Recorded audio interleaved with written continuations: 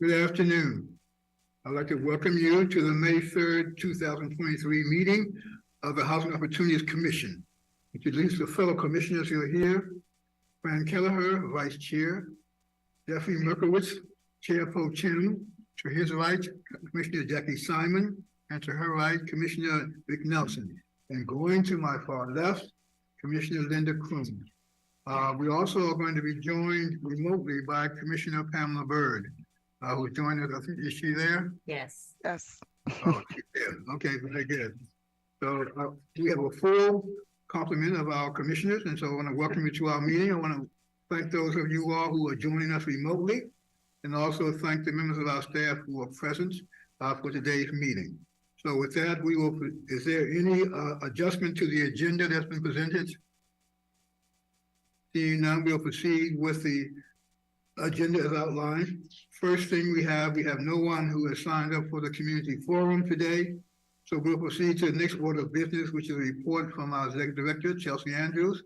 Thank you. And I also want to acknowledge the presence of Kayleen Brown, who has just returned from an exotic trip. So we welcome you back to be with us. And so, she had a birthday while she was gone. Oh, Lord. Very good. It's nice to be getting younger. Yes, sure. Thank you, Mr. Chair, commissioners, members of the public, and HOC team. I'm pleased to share the report of the Executive Director for activities that occurred in the month of April. Next slide. Some of the highlights that I will go over with you today includes a HUD grant for stability vouchers, an update on the laureate, highlights from our Resident Services Division, updates from our Housing Resource Division, Real Estate Development Activities, Mortgage Finance Division update, as well as the Finance Division update. Next slide. I'll start by sharing a spotlight as it pertains to additional resources that we recently received from HUD. Very pleased to announce that we were awarded 25 stability vouchers to provide additional rental assistance. We will be accepting these vouchers in partnership with Montgomery County's Continuum of Care. So working hand in hand as we have with the emergency housing vouchers as well. In total, our county received close to $4.8 million worth of vouchers. 25 came to HOC and 5 were awarded to Rockville Housing Enterprises. Next slide. Pleased to also share that our laureate property opened our doors to residents here recently. The laureate is a 268 unit mixed income, mixed use new construction project located in Rockville, just steps away from the Shady Grove Metro Station. It is the first development that utilized the Housing Production Fund, and our residents begin to move in April. There is a grand opening event that we are looking forward to on June 8th. I will share that lease up is going phenomenally well. We're very pleased with how quickly this new amenity has been attractive to residents, and excited to continue to share the evolution of us getting complete occupancy here in the near future. Next slide. Our resident services team continues to provide resources to our clients in a number of manners. One includes providing support and connection to food and other assistance. Our counselors continue to provide wellness checks to our residents, as well as support for our customers who are experiencing challenges with delinquent rent, making referrals to various programming opportunities, as well as making referrals to temporary cash assistance and SNAP program support. We also have our resident services team joining any and all of our voucher briefings that occur to make sure that our voucher holders and new voucher holders are fully aware of all of the resources that they can take advantage of. And we continue to provide services to individuals with disabilities. Next slide. You see here some great photos reflecting some of the outreach programs that we've had in the month of April. There was a resource sharing workshop as well as a fundamentals of housing workshop.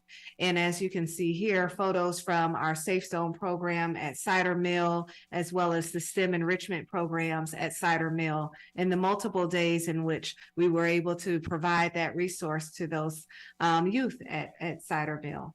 Next slide. In regards to ongoing support for our youth and families, over the course of the month, there was a very intentional approach to ensuring that we start to do more meet and greets, get out into each of these communities and connect more meaningfully to the residents. So we've held a series of meet and greets across various properties. Those will continue on, so you'll continue to hear about these events. But they include, in the month of April, community bingo at Magruder's, as well as the Easter egg hunt at Tanglewood, and a movie night at Washington Square. And you see the photos from those events. Next slide. We also provided resources for our seniors. We did a digital equity workshop with our social work interns at our Arcola Towers, as well as in conjunction with Arts for the Aging, facilitated 2 different activities. I've Got to Be Me, a portrait fan, as well as another activity entitled Blues, Guitar, and Dance, as well as continue to provide health and wellness services at both Arcola Towers and Waverly House. Next slide. At Bower Park, we facilitate and started back up our nutrition lunch program now that we have our beautiful amenity space open back up. And so we had our first relaunch of that on April 3rd, and it was a great and welcomed resource for our clients. We also provided a arts and crafts activity at Fenton Silver Spring on April 5th. Next slide. Our resident services team continues to provide much needed support to our residents as it pertains to both relocation and recertification assistance. I'm very familiar with the fact that they ensure that our residents have the support they need to make sure that they are not finding themselves out of compliance with program requirements, and they continue to be diligent in that effort. Next slide. This slide provides a highlight of the work that we continue to do in partnership with our partners to provide food and nutrition resources to our clients. And so you see our many partners highlighted. Over 420 residents received support as it pertains to these partnerships. And there was a food preservation program also that occurred at Washington Square on April 20th. Next slide. Our HOC Academy has been busy. In the month of April, there was a family STEM festival held at the HOC Kensington Gym.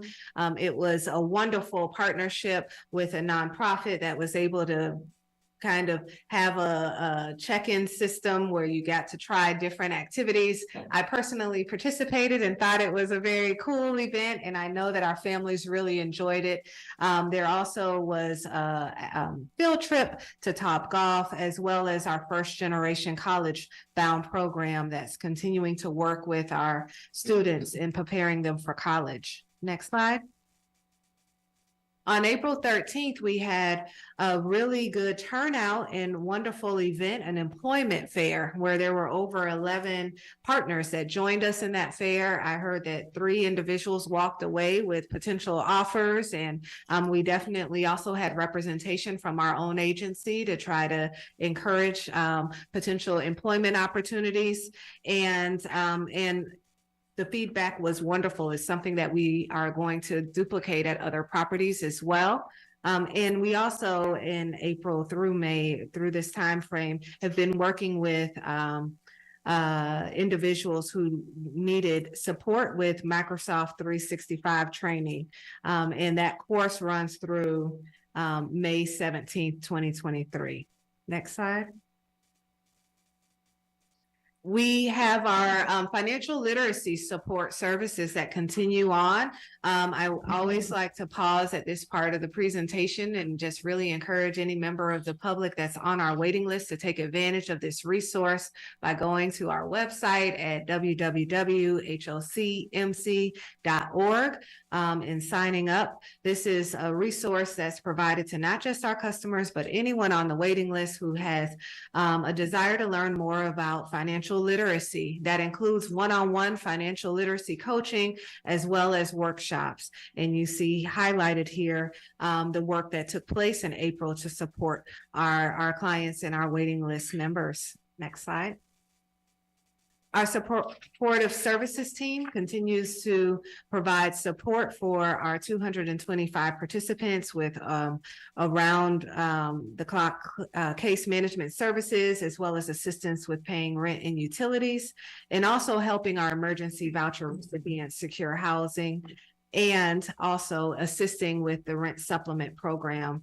To note, the rent supplement program continues to increase. We're now at 276 participants. And so our estimation is that in the very near future, we should be at capacity with that program. Next slide. We always have great reports as it pertains to our fatherhood initiative that's continuing to thrive. In April, we had 24 fathers graduate from the February cohort.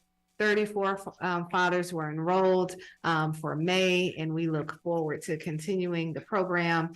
As you see here, photos from the iFly indoor skydiving event was held for fathers and their families. Next slide. Wanted to highlight that we have a social work internship program, and this last cohort of interns recently wrapped up their term with us. But our program hosts bachelors of social work and masters of social work student interns from a variety of local schools. They're assigned to the resident services team, and they have responsibilities that include providing training, weekly supervision from their field instructor, and monthly group supervision that's organized by our service coordination manager. They must serve 3 clients and conduct a macro project and develop and implement a group project during the academic year. And so this year we had a total of 7 interns, and just wanted to acknowledge the great work that we do to help support bringing in new and excited individuals into this field. And the support that they provide to our residents is invaluable. Next slide. Our HCV program is continuing to maintain our utilization rate of 96%. You see in this slide a reference to the number of families that are currently searching for housing, as well as the fact that we issued and selected over 200 families from the waiting list last month. We did receive 4 requests for voucher extensions, and 3 of the 4 we referred to the Human Rights Commission and the Commission of Civil Rights for possible discrimination. So we continue to do the work that's needed to ensure that our residents are aware of that option and that we make the referrals as needed. Next slide. Rent Cafe, we're continuing to provide updates as we move along with this new resource. 405 customers submitted their paperwork electronically, and we continue to work with all clients, even if they submit in with paper materials, to train them and teach them about how to utilize this resource if they're interested. We did have 59 customers that were recommended for termination. However, our resident services division team does continue to collaborate and do continue to collaborate with our resident services division to try to support and ensure that those families do not get terminated if we're able to work with them. Next slide. A result of those efforts include 28 families that we were able to provide support for and overturn the terminations. There are 29 that we're still trying to reach, and those efforts are still underway. And you see that there were 2 individuals who are no longer, who passed away, who are no longer in our program. Next slide. our emergency housing voucher program and the work that we're doing in conjunction with the county continues. We have 100 families that have leased up, 4 that are looking for homes. We're currently reviewing a number of applications, and I'll just make an update here. We've actually requested 12 additional referrals. So we should be hopefully in the very near future able to say that we've met our goal for emergency housing vouchers. Next slide.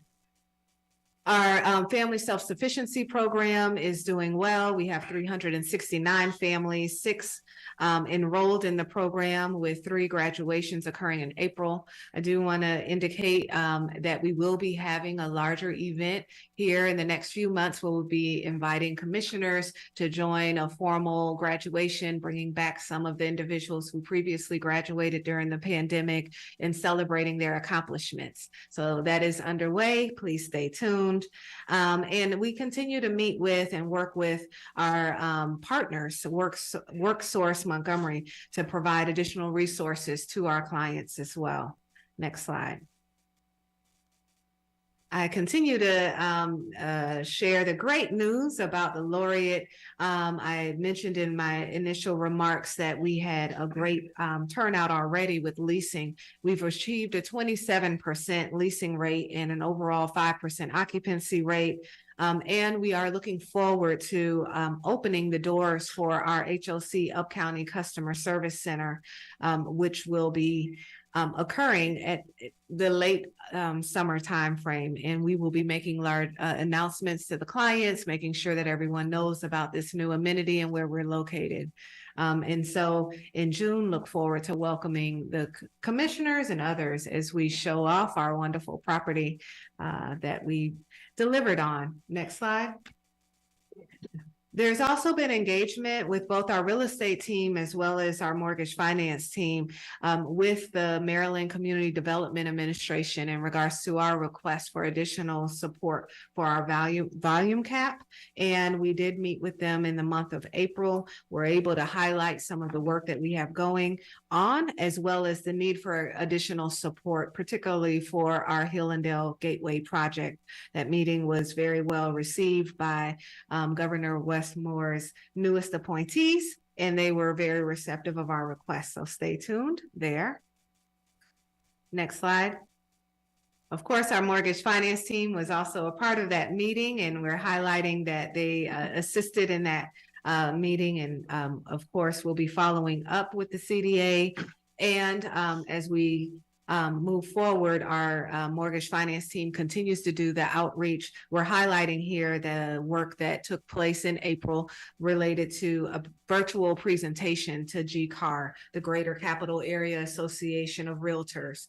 And that meeting went very well, wonderful feedback, and it was acknowledged as well at our DevFin meeting with commissioners. Next slide. Our finance division continues to work with FEMA to get additional resources. In addition to the $680,000 that we received in March, we've received another $16,000. Every penny counts. We will continue to request reimbursement, and I will continue to update as we receive these reimbursements, but we're thankful for them and want to acknowledge it. And with that, next slide, I conclude my report and open for questions. And thank you. Are there any questions from commissioners, comments? Jeff? Just a couple quick questions. First, congratulations on the laureate. It's very exciting. I was just curious on that. Have we been able to start moving in or leasing to any of the restricted units yet? Or I wasn't sure if the numbers that were presented there, how that broke down. Let me get an answer to that 1 second. Yes. Thank you.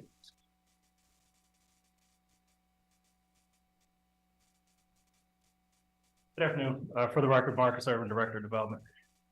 So leasing, I can get you specifics, but we have begun leasing to some of the affordable subset of units. We also have a special set aside for another program managed through our resident services department that we did at the Lindley. So we'll also have a subsection of those units available as well. Okay, and is there timing on that or On specific units? working with that program? Oh, no, it's an ongoing thing. Okay. It started during pre-leasing efforts with staff from resident services and also the state, so. Got it. Great. All right. Thanks, Mark.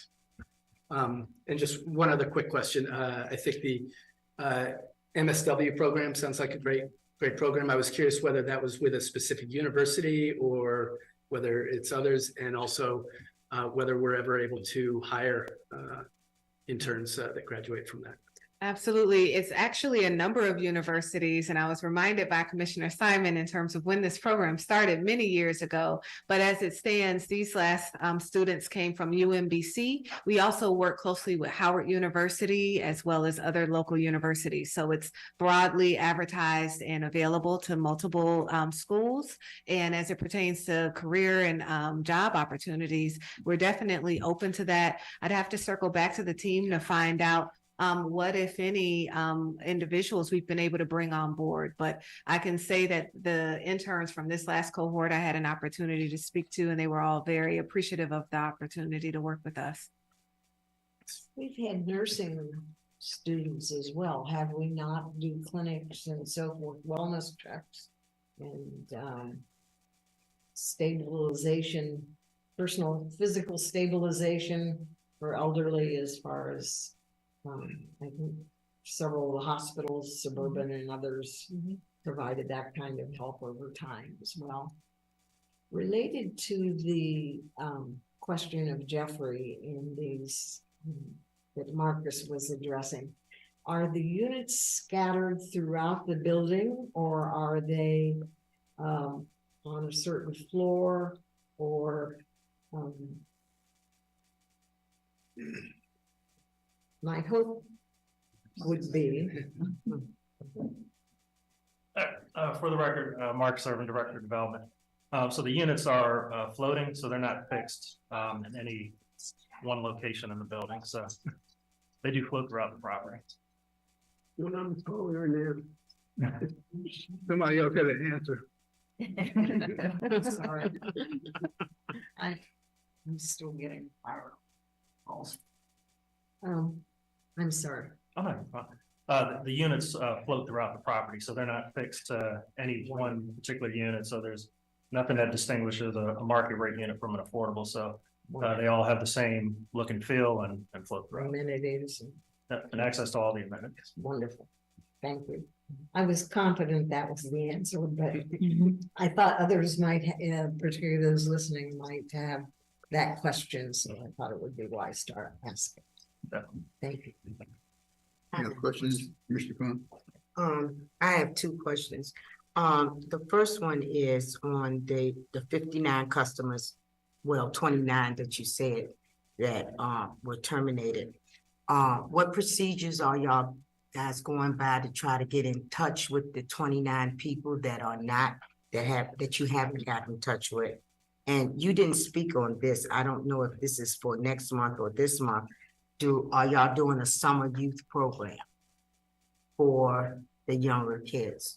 Say, what grade is that? 16, 17? Are y'all doing a summer youth program for them this year?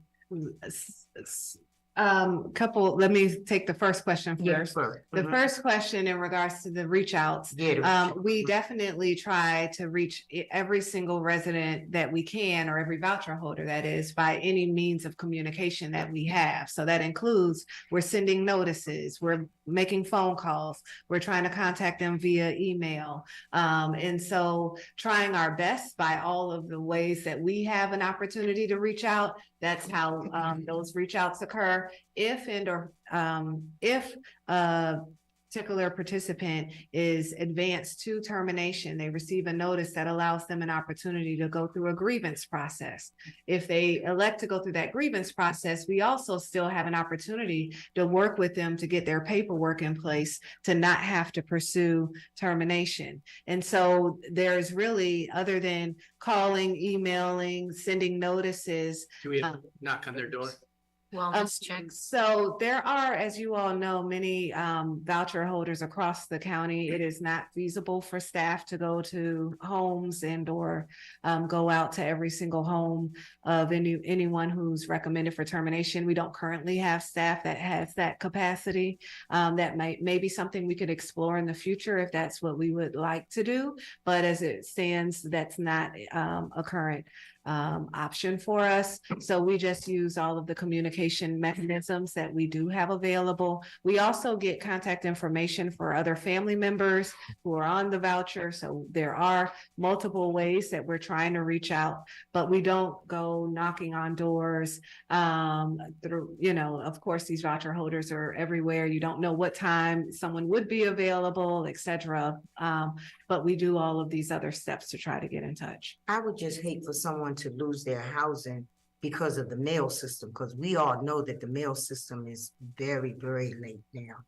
You may send a letter out a week ago and they may just get it the end of the month. So that was my concern. Understood. I guess I would just, not prejudging or anything, but maybe think about whether we end up saving work. Like, I don't know what the work involved in, like, if somebody has to be terminated, the amount of work that we have to do to then remove them and then fill that unit or with a different voucher, or replace the voucher. So if there's a cost and work effort involved in that, how does that compare to actually going and knocking on the door if they're not there, leaving a notice on the door, that maybe they've been ignoring others. So I support what Linda, Commissioner Kroom is saying, that, we don't want to miss anyone that we can keep. Absolutely. And I would just say that, of course, we're sending multiple notices, as well as, even if we're not able to reach them, if they would get yet another letter indicating they're right. And I hear you all. I will say, in terms of just industry standard, there are probably zero housing authorities going to knock on doors for voucher holders who aren't responsive, but being open in the amount of work that we do to try to help people not lose their vouchers, trying to get people enrolled in Rent Cafe and or other ways that we can communicate with them has been the method that we have used. It's been pretty successful. Our attrition rate is not that high. So I wouldn't feel alarmed in terms of it feels as though we're terminating a lot of individuals because there are challenges or issues with mail. But I definitely understand the recommendations coming from the board. I would say that we do not currently have staff capacity and or job descriptions that include that level of outreach, and that is something we can discuss and consider moving forward. I would hope we do look at that. I think people have experiences in their lives that absolutely just overwhelm them, and they reach a point that they are immobilized emotionally. And I think a person at the door may just be the thing that opens the door to getting people back on track. So I certainly would not eliminate it from the realm of possibility, and appreciate you're not doing so. Yeah. I do want to acknowledge, the work that has been done in getting that attrition rate down. Have really appreciated the efforts that are made to reach out. I guess one other option, and I don't know if there's a privacy issue or anything, whether we work with the landlords, who might be able to reach out more directly. Something to think about. I think we don't necessarily quickly alert a landlord if someone is having challenges with recertification, because we want them to remain housed and for their landlord to know that we're working with them to get them and ensure that they're in compliance with our program, especially if they're still paying their portion of the rent on time. But at some point, if they are recommended for termination, the landlord is made aware of that. And I'm certain there's also, an opportunity to reach out to that landlord to see have they had communication? Is there another way to communicate with that resident? So we'll take that recommendation as well. I'm going to assume that the affected residents and the information we send to them are apprised of the fact that failure to comply could lead to loss of their voucher. Yes, they're briefed on that, and they also know their, you know, depending on how long they've been in the program, they know their recertification dates, their requirements. If they have caseworkers or other individuals that they prefer for us to communicate with to keep them on track, we definitely follow that path of communication. So they have an opportunity there as well. But yes, they are briefed on all of the requirements. Commissioner. You've given us the numbers of people who are subject to it. I assume, for instance, in this case, all 29 will not get evicted. Right. And so what we're reporting on, first of all, our timing isn't great because by the time we get here, at the first week of the month, we have just finished the process of evaluating who needs to move forward with recommendations for termination. And so there is still a lapse of time where outreach is still happening. Yes. I guess the question I was really trying to get to is, I assume at that late point, we have heard stories from these residents in terms of why they haven't. And are there anything in those stories that suggest to us other steps that need to be taken? And getting to some of the issues that you've raised. Of course. I'll ask our Director of Housing Resources to make her way to the front. And the other thing that I'm gonna ask while I'm walking up here, related to the question that was asked about landlords. It's also expensive for a landlord to have to change tenants if they don't have to. So maybe trying to get them into the loop earlier, letting them know that we need some paperwork. They might exercise some due diligence because they don't want to have to go through this whole process again. It is not easy. Unless they're looking to raise the rent. Well, that's true. Good afternoon, Commissioners. Lynn Hayes for the record, Director of Housing Resources. Several things come into mind through this conversation. I would like to just state that when we send the recertification materials to the customers, if they're non-responsive, we then send a second reminder to them as well. So there are many layers of communication that we attempt to get the information back from our customers.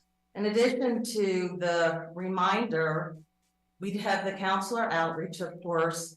If the tenants are non-responsive, for those who, so these are recommendations for termination. They're not actual terminations.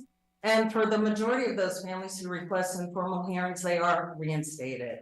I would say the termination rate is relatively low. I would say approximately 98% of the families who request informal hearings are reinstated. Certainly we can consider reaching out to the landlords to help with the process. We work very closely with the housing counselors to assist in gathering the information as well. And additionally, as we have reopened to the public, we're seeing a lot more traffic of customers coming into the customer service center. So the staff on site are available to assist with relocation. And then additionally, there's a HUD form in every recertification packet that requests a backup provider. So as we are extending that outreach, we're reaching out to that backup provider. We're sending the reminders to the backup provider. And additionally, the termination letter is going to the backup provider as well. So we are making all efforts to contact the families and backup providers if they list someone or designate someone for us to reach. Thank you very much. Linda had a second question.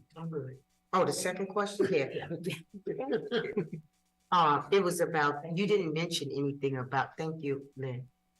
You didn't mention anything about the summer youth program. Is that for next month? June? So because most of my updates pertain to what happened the month prior versus what's coming up. And so I will get the answer for you in regards to the summer youth program. We do have a very robust litany of activities that will be taking place this summer in partnership. For example, I know a chess program and many other programs that we will be providing, but I believe the summer program you're referring to is a potential opportunity to work at HOC. And that's the program that I need to get additional information on in terms of if we're moving forward with that program. Thank you. Yes. Thank you. Just a couple of comments. One, on the laureate. Good to see that we are really doing a number of projects that are transit-oriented developments. And this is another example of that. And so I think we should just always garner that accolade when we can, to know we are sensitive to, locations that are transit accessible. The other thing is I'm just interested in a question on the feeding program. I know nationally and locally, a number of the agencies, nonprofits that have traditionally provided food supplements and whatnot are closing their doors because they are inundated and can't support the provision of services because they just don't have enough food supplies coming in. So they shut down temporarily. I know Bread for the City in DC was the largest one, almost shut down for a couple of weeks or for that. Are we seeing an increase in the demand from our residents for food? I have not heard that. I will say that because of our partnerships, and there are many, that we've been able to provide continuous nutrition support for our residents. I've not heard that there's an increased demand, but I can inquire of our resident services team to find out if that is in fact a problem.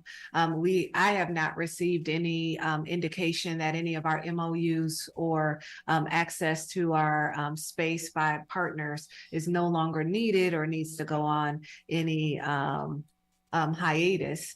So we do believe that we're continuing to provide those resources through the partnerships that we have as it stands.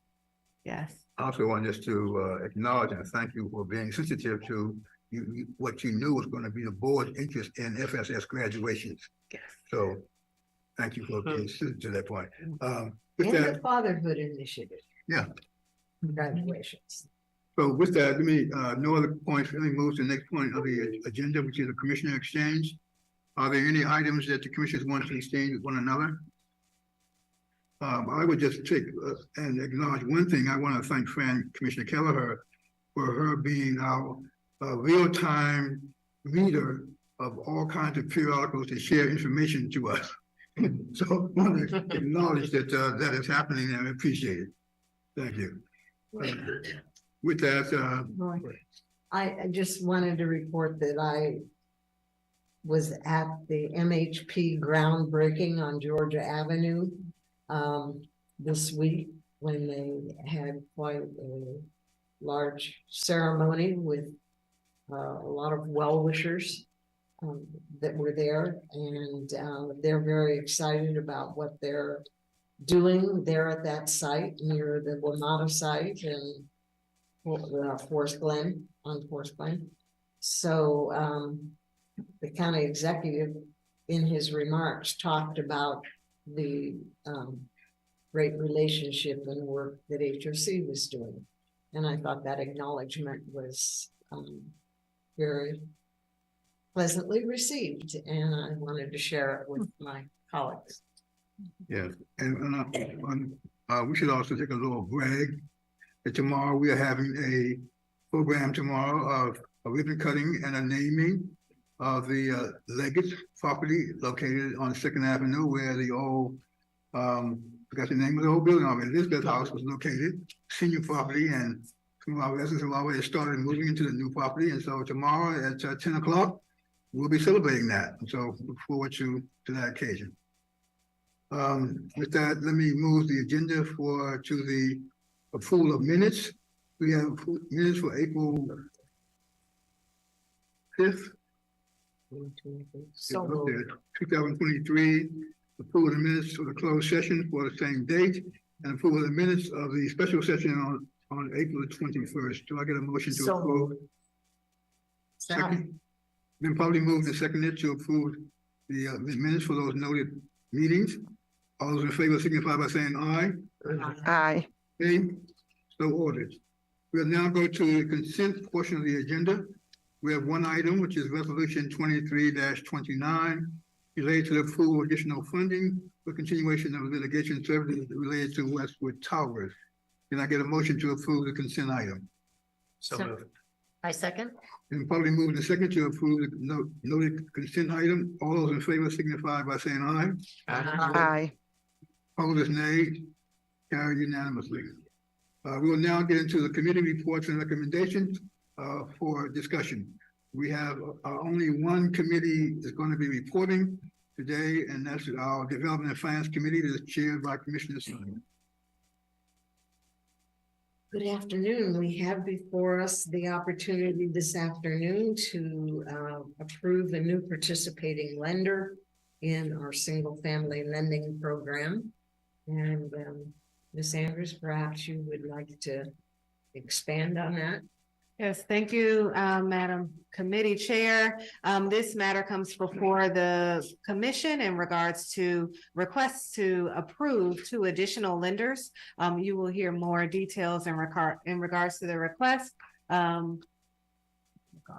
do we have both Jennifer Washington with our mortgage finance team, and I believe Paulette Dudley will potentially.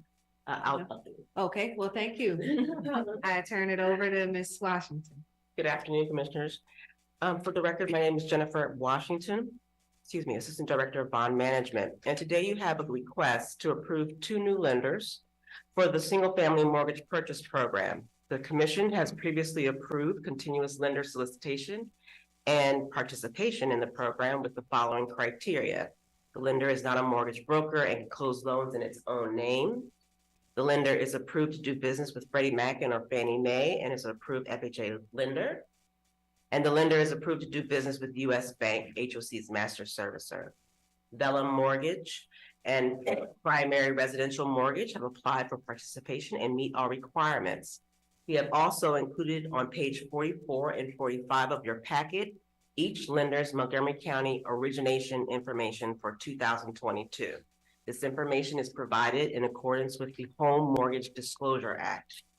The Development and Finance Committee considered this item at its meeting on April 21st and supports staff's recommendation to approve these lenders. If you have any questions, I'll be happy to answer them. If there are no questions, I would move approval of the resolution. 23-30. Thank you, 23-3. I second. Are there any questions? All in favor of the motion signify by saying aye. Aye. Opposed, nay. Resolution 2330 is approved unanimously. Thank you.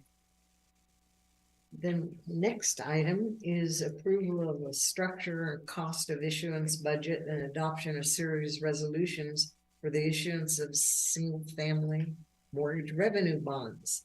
And Ms. Andrews, do you have any? I will turn it over to Jennifer Washington, who will Great. give an overview of this recommendation. Thank you. For the record again, Jennifer Washington, Assistant Director of Bond Management.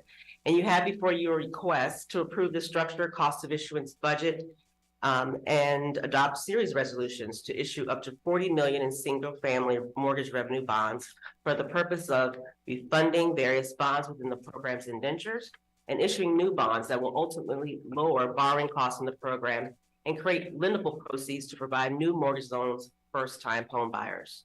Page 52.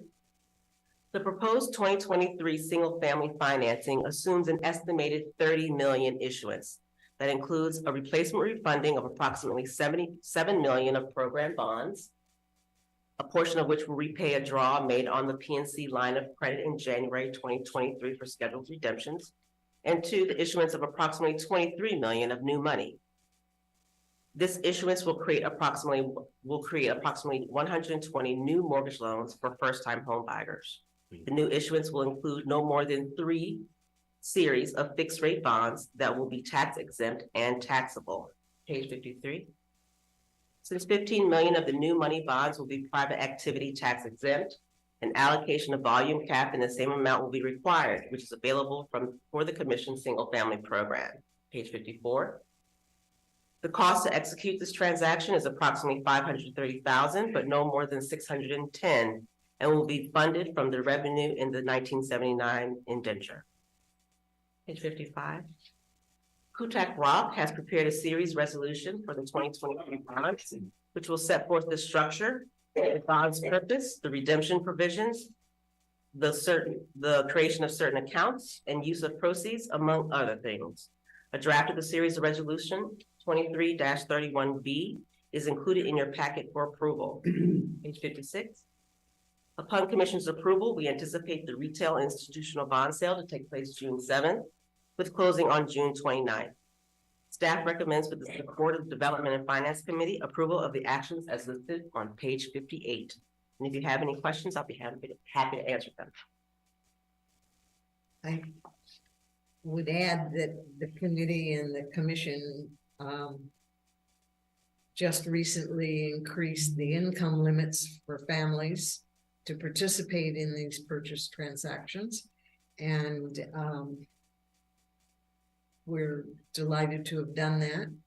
I'm looking forward perhaps to including VA loans and issuances in the future transactions, because then we would be more competitive with the CDA products as well as some of the other products that are out there. Are there questions of any of my colleagues? Hearing none, I would move approval of resolution 2330, 2331A, and 2331B.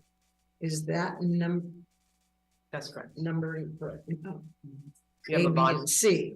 A and B. So you have a bond authorizing the resolution that approves the total financing, and B is your series resolutions. Okay. Thank you for that correction. Second move. It has been properly moved and seconded to approve resolutions 23-31A, 23-31B. Any questions? All those in favor signify by saying aye. Aye. So ordered. Both are carried unanimously. Thank you all very much. Thank you. With no other business to come before the commission tonight, and pursuant to section 3-305B and D of the General Provisions Articles of the Annotated Code of Maryland, I move to adopt the written closing statement dated May the 3rd, 2023, to adjourn this open session to a closed session to discuss two topics. The first is the potential acquisition and or financing of real property located in Silver Spring. And the second is HOC's potential participation in a multifamily funding consortium. The first topic is being discussed in closed session in order to protect HOC's bargaining power. Both topics are being discussed in closed session in order to protect HOC's attorney-client privilege and to protect confidential commercial and financial information provided to HOC by third parties.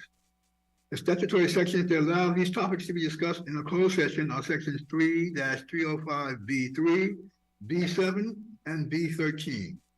Further, section 4-335 and 4-301A1 of the Maryland Public Information Act prevents disclosure of such information.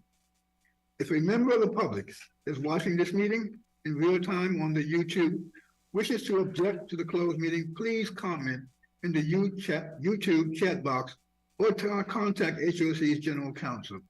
Instructions can be found in the Open Meetings Act objection procedures, which are posted on HOC's website. Do I have a second? A second. It's been probably moved and seconded. All in favor signify by saying aye. Aye. Nay. So ordered. We will now proceed to a closed meeting. Thank you, Commissioners.